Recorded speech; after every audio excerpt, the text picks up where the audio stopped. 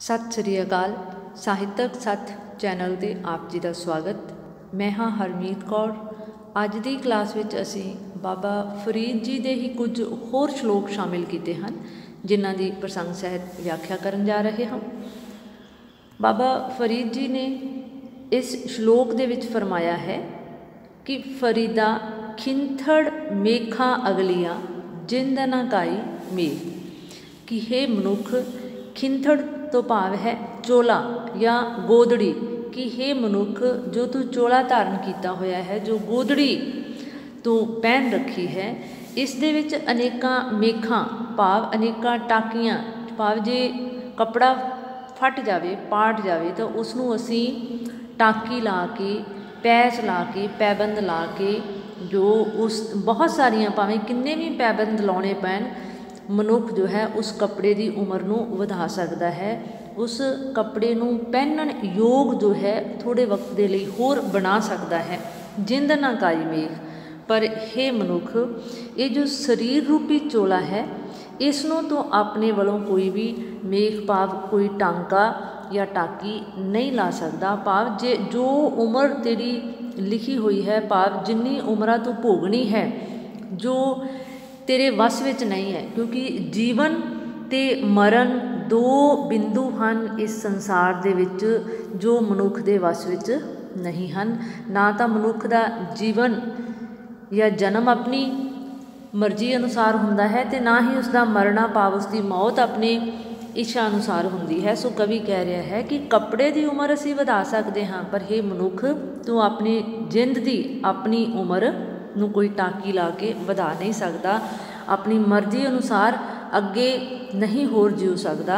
वारी आपो अपनी चले मसाइक सेक, भावें कि इस दुनिया के उत्ते किन्ना भी धनाड़ इंसान है, किन्ना भी पहुँचा होया पीर फकीर है, हर शख्स ने आपो अपनी वारी अनुसार अपने वक्त अनुसार इस संसार तो रुखसत कर जाना है, चले जाना है, भाव मौत की आगोश दे विच समा जाना है। इसलिए हे मनुख, तू जो भी जीवन तैनूं इस संसार दे विच भोगना मिलिया है, इस जीवन का तू लाहा लै, भाव इसनूं चंगे पासे चंगे कर्मां वाले पासे ला।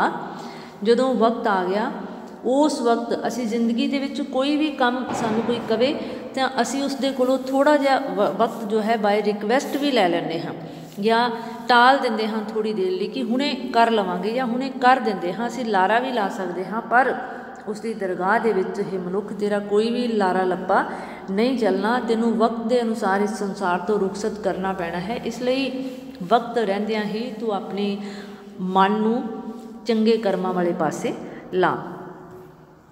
फरीदा सोई सरवर ढूंढ लै जिथों लभै वत, बाबा फरीद जी कह रहे हैं कि हे मनुख, जेकर इस संसार दे विच तू कुछ लभत हासिल करनी है, कुछ प्राप्ति करनी है, तो सरोवर दे विच भाव समुद्र दे विच गोता ला, समुद्र दे विच तारी ला, क्योंकि समुद्र जो है वो बहुत गहरा हुंदा है, उस दे विचों तैनूं हीरे मोती तक भी मिल सकते हैं, भाव कीमती वस्तुआं हासिल हो सकदियां हन।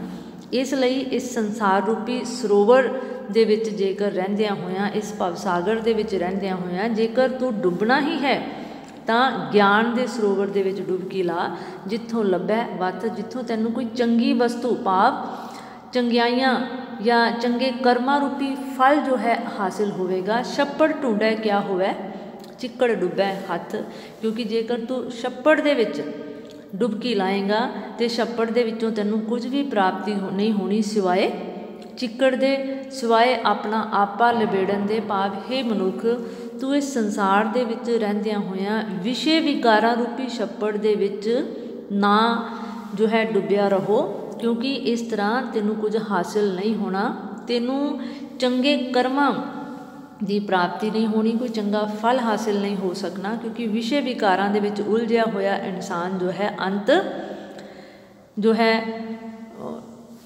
बुरे कर्मां दा भागी बनता है। इसलिए मनुख नूं संबोधित करदियां होइयां, मनुख नूं प्रेरित करदियां होइयां बाबा फरीद जी फरमा रहे हैं कि हे मनुख, इस संसार रूपी भवसागर दे विच रहिंदियां होइयां जेकर तू अपने मन नूं लीन करना है, भाव डोबना ही है, तो ज्ञान दे सरोवर दे विच ਤੂੰ ਲੀਨ ਹੋ ਜਾ। ਉੱਥੋਂ ਤੈਨੂੰ ਜੋ ਹੈ ਚੰਗੇ ਕਰਮ ਨਾਮ ਰੂਪੀ ਬੰਦਗੀ ਰੂਪੀ ਫਲ ਦੀ ਪ੍ਰਾਪਤੀ ਹੋ ਸਕਦੀ ਹੈ। ਵਿਸ਼ੇ ਵਿਕਾਰਾਂ ਰੂਪੀ ਛੱਪੜ ਦੇ ਵਿੱਚ ਡੁੱਬਿਆਂ ਜੋ ਹੈ ਸਿਵਾਏ ਮੈਲ ਦੇ ਗੰਦਗੀ ਦੇ ਤੈਨੂੰ ਕੁਝ ਵੀ ਪ੍ਰਾਪਤੀ ਨਹੀਂ ਹੋ ਸਕਣੀ। ਫਰੀਦਾ ਜਿੰਨੀ ਕਮੀ ਨਾ ਹੈ ਗੁਣ ਤੇ ਕਮੜੇ ਵਿਸਾਰ। ਇਸ ਲਈ ਬਾਬਾ ਫਰੀਦ ਜੀ ਕਹਿ ਰਹੇ ਨੇ ਕਿ ਹੇ ਮਨੁੱਖ, ਜਿਨ੍ਹਾਂ ਕੰਮਾਂ ਨੂੰ ਕਰਨ ਦੇ ਵਿੱਚ ਕੋਈ ਗੁਣ ਨਹੀਂ ਹੈ, ਕੁਝ ਪ੍ਰਾਪਤੀ ਨਹੀਂ ਹੋਣੀ, ਕੁਝ ਹਾਸਿਲ ਨਹੀਂ ਹੋਣਾ, ਕੋਈ ਚੰਗਿਆਈ ਤੈਨੂੰ ਨਹੀਂ ਮਿਲਣੀ, ਉਹਨਾਂ ਕੰਮਾਂ ਨੂੰ, ਉਹਨਾਂ ਬੁਰੇ ਕਰਮਾਂ ਨੂੰ ਤੂੰ ਵਿਸਾਰ ਦੇ, ਭਾਵ ਭੁੱਲ ਜਾ। ਉਹਨਾਂ ਵਿੱਚ ਆਪਣਾ ਮਨ ਨਾ ਲਾ, ਆਪਣੇ ਮਨ ਨੂੰ ਹੋੜ ਲੈ, ਰੋਕ ਲੈ ਕਿ ਵਿਕਾਰਾਂ ਰੂਪੀ ਜੋ ਇਸ ਸੰਸਾਰ ਦੇ ਕਰਮ ਹਨ, ਵਿਕਾਰ ਜੋ ਹਨ, ਉਹਨਾਂ ਵਿੱਚ ਨਾ ਗਰਸਿਆ ਰਹੋ। ਮਤ ਸ਼ਰਮਿੰਦਾ ਥੀ ਵਹੀਂ ਸਾਈਦ ਹੈ ਦਰਬਾਰ। ਜੇਕਰ ਤੂੰ ਵਿਸ਼ੇ ਵਿਕਾਰਾਂ ਦੇ ਵਿੱਚ ਗੜੁੰਦ ਹੋਇਆ ਰਹੇਗਾ ਤੇ ਤੈਨੂੰ ਅੰਤ ਉਸ ਸਾਈਂ ਦੇ, ਉਸ ਰਹਿਨੁਮਾ ਜੋ ਸੰਸਾਰ ਦਾ ਮਾਲਕ ਹੈ, ਉਸ ਦੇ ਦਰਬਾਰ ਦੇ ਵਿੱਚ, ਉਸ ਦੀ ਹਜ਼ੂਰੀ ਦੇ ਵਿੱਚ ਜਾ ਕੇ ਤੈਨੂੰ ਸ਼ਰਮਿੰਦਾ ਹੋਣਾ ਪਵੇਗਾ। ਕਿਉਂ? ਕਿਉਂਕਿ ਜਦੋਂ ਤੇਰੇ ਕੋਲੋਂ ਅੰਤ ਵੇਲੇ ਜੋ ਹੈ ਸੰਸਾਰ ਰੂਪੀ ਭਵਸਾਗਰ ਦੇ ਵਿੱਚ ਰਹਿੰਦਿਆਂ ਹੋਇਆਂ ਤੇਰੇ ਕੀਤੇ ਗਏ ਕਰਮਾਂ ਦਾ ਲੇਖਾ ਜੋਖਾ ਮੰਗਿਆ ਗਿਆ, ਤਾਂ ਤੇਰੇ ਕੋਲ ਕੋਈ ਚੰਗਿਆਈ ਰੂਪੀ ਜੇਕਰ ਗੁਣ ਹੀ ਤੈਨੂੰ ਹਾਸਿਲ ਨਾ ਹੋਇਆ ਤਾਂ ਫਿਰ ਤੈਨੂੰ ਅੰਤ ਵੇਲੇ ਆਪਣੀਆਂ ਨਜ਼ਰਾਂ ਝੁਕਾਉਣੀਆਂ ਪੈਣਗੀਆਂ, ਸ਼ਰਮਿੰਦਾ ਹੋਣਾ ਪਵੇਗਾ। ਇਸ ਲਈ ਤੇਰੀ ਜ਼ਿੰਦਗੀ ਦੇ ਵਿੱਚ ਅਜਿਹਾ ਪਲ ਨਾ ਨਸੀਬ ਹੋਵੇ ਤੈਨੂੰ ਵੇਖਣਾ ਜਿਹਦੇ ਵਿੱਚ ਤੈਨੂੰ ਸ਼ਰਮਿੰਦਗੀ ਸਹਾਰਨੀ ਪਵੇ। ਇਸ ਲਈ ਵਕਤ ਰਹਿੰਦਿਆਂ ਤੂੰ ਆਪਣੇ ਮਨ ਨੂੰ ਚੰਗੇ ਕਰਮਾਂ ਵਾਲੇ ਪਾਸੇ ਲਾ। ਫਰੀਦਾ ਸਾਹਿਬ ਦੀ ਕਰ ਚਾਕਰੀ, ਦਿਲ ਦੀ ਲਾਹ ਪ੍ਰਾਂਦ। ਬਾਬਾ ਫਰੀਦ ਜੀ ਕਹਿ ਰਹੇ ਨੇ ਕਿ ਹੇ ਮਨੁੱਖ, ਜੇਕਰ ਤੂੰ ਚਾਕਰੀ ਭਾਵ ਗੁਲਾਮੀ ਜਾਂ ਨੌਕਰੀ ਜਾਂ ਅਧੀਨਗੀ ਕਰਨੀ ਹੀ ਹੈ ਤਾਂ ਉਸ ਸਾਹਿਬ ਦੀ, ਉਸ ਸਰਵ ਸ਼ਕਤੀਮਾਨ ਪਰਮ ਪਰਮਾਤਮਾ ਦੀ, ਉਸ ਰੱਬੀ ਜੋਤ ਦੀ, ਉਸ ਦਰਗਾਹੀ ਜੋਤ ਦੀ ਜਾਂ ਉਸ ਕੁਦਰਤ ਦੀ, ਉਸ ਕਾਦਰ ਦੀ ਕਰ ਦਿਲ ਦੀ ਲਾਹ ਪ੍ਰਾਂਦ, ਜਿਸ ਦੀ ਚਾਕਰੀ ਕਰਨ ਦੇ ਨਾਲ ਕੁਦਰਤੀ ਗੱਲ ਹੈ ਤੇਰਾ ਮਨ ਜੋ ਹੈ ਚੰਗੇ ਪਾਸੇ ਵੱਲ ਲੱਗੇਗਾ, ਵਿਸ਼ੇ ਵਿਕਾਰਾਂ ਤੋਂ ਹਟੇਗਾ ਔਰ ਚੰਗੇ ਕਰਮਾਂ ਵਾਲੇ ਪਾਸੇ, ਬੰਦਗੀ ਵਾਲੇ ਪਾਸੇ, ਪਰਉਪਕਾਰ ਵਾਲੇ ਪਾਸੇ, ਸਮਾਜ ਸੇਵਾ ਵਾਲੇ ਪਾਸੇ ਤੇਰਾ ਮਨ ਜੋ ਔਲੇਗਾ। ਇਸ ਤਰ੍ਹਾਂ ਤੇਰੇ ਦਿਲ ਦੇ ਉੱਤੇ ਜੋ ਵਿਕਾਰਾਂ ਦੀ ਮੈਲ ਜਿਹੜੀ ਹੈ ਉਹ ਵੀ ਉਤਰ ਜਾਏਗੀ। ਸਾਹਿਬ ਦੀ ਕਰ ਚਾਕਰੀ, ਦਿਲ ਦੀ ਲਾਹ ਪ੍ਰਾਂਦ, ਦਰਵੇਸਾਂ ਨੂੰ ਲੋੜੀਆ ਰੁੱਖਾਂ ਦੀ ਜਿਰਾਂਦ। ਫਿਰ ਬਾਬਾ ਫਰੀਦ ਜੀ ਕਹਿ ਰਹੇ ਨੇ ਕਿ ਇਹ ਮਨੁੱਖ ਦਰਵੇਸੀ ਸੁਭਾਅ ਧਾਰਨ ਕਰ। ਦਰਵੇਸ ਹੋਣਾ ਭਾਵ ਫਕੀਰੀ ਧਾਰਨ ਕਰਨਾ, ਸੰਤ ਸ਼੍ਰੇਸ਼ਠ ਪੁਰਸ਼ ਦੀ ਪਦਵੀ ਪ੍ਰਾਪਤ ਕਰ ਇਸ ਸੰਸਾਰ ਦੇ ਵਿੱਚ ਉਸ ਸਾਹਿਬ ਦੀ ਚਾਕਰੀ ਕਰਕੇ, ਚੰਗੇ ਕਰਮ ਕਰਕੇ ਆਪਣੇ ਮਨ ਦੀ ਮੈਲ ਨੂੰ ਉਤਾਰ ਲੈ ਅਤੇ ਦਰਵੇਸ਼ੀ ਰੁਤਬਾ ਧਾਰਨ ਕਰ ਲੈ। ਦਰਵੇਸ਼ਾਂ ਨੂੰ ਲੋੜੀਆ ਰੁੱਖਾਂ ਦੀ ਜਿਰਾਂਦ। ਔਰ ਜੇਕਰ ਤੂੰ ਦਰਵੇਸ਼ ਬਣਨਾ ਹੈ ਤਾਂ ਇਸ ਦੇ ਲਈ ਕੀ ਕਰਨਾ ਪਏਗਾ? ਤੈਨੂੰ ਜਿਰਾਂਦ, ਜੇਰਾ, ਹੌਸਲੇ ਤੋਂ ਕੰਮ ਲੈਣਾ ਪਏਗਾ। ਤੇਰੀ ਸਹਿਣ ਸ਼ਕਤੀ ਜਿਹੜੀ ਹੈ ਉਸ ਦਾ ਜੋ ਹੈ ਬਹੁਤ ਵਿਕਾਸ ਹੋਣਾ ਚਾਹੀਦਾ ਹੈ।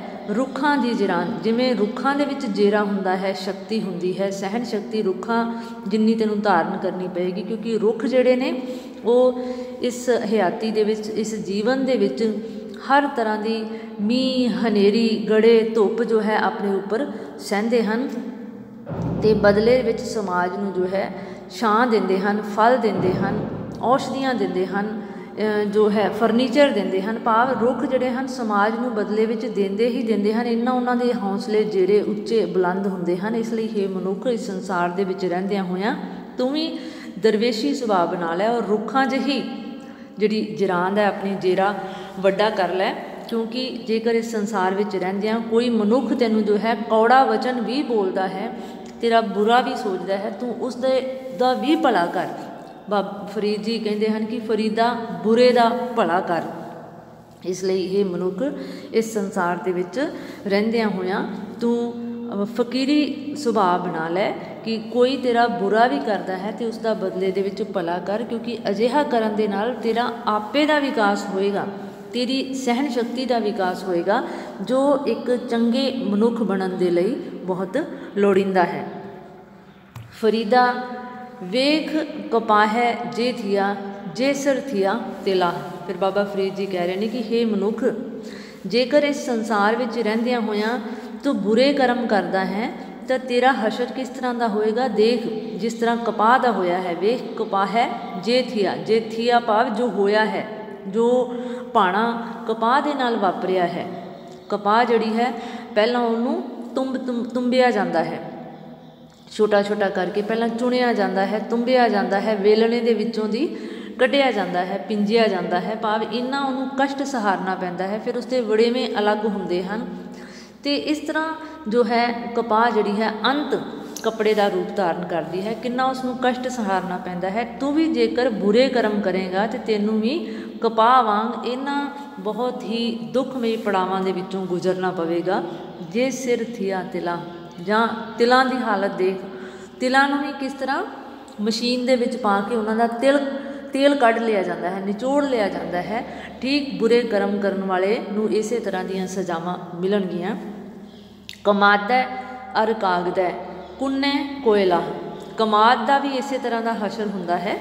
कमाद जो है उसनूं भी वेलणे दे विच नपीड़ के उसका रस निचोड़ लिया जाता है, फिर उसनूं जो है कढ़ाइयां दे विच पा के गुड़ बनाउण दे लई वड्डे वड्डे जो एक तरह दीयां अग्गां बाल के उन्हां दे उत्ते तपाया जाता है, फिर गुड़ का रूप धारण करता है।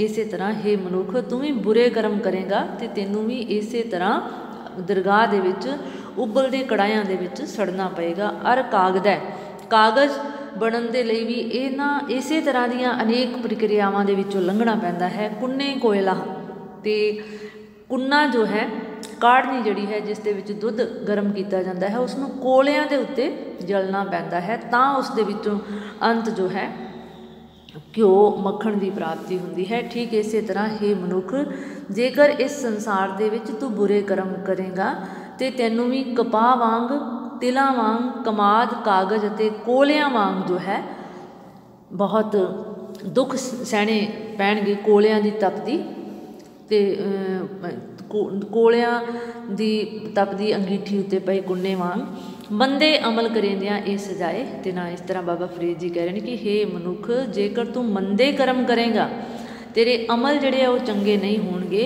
बुरे कर्मां दा बुरा ही फल होवेगा।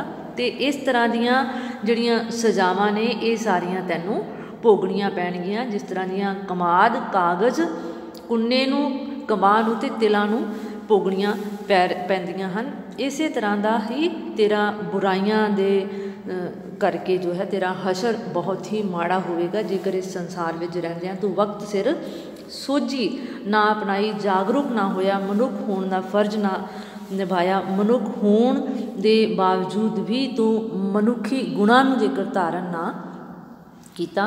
भाव बाबा फरीद जी मनुख नूं इस संसार के उत्ते विचरदियां होयां चंगे कर्म करन दे लई प्रेरित करते हैं।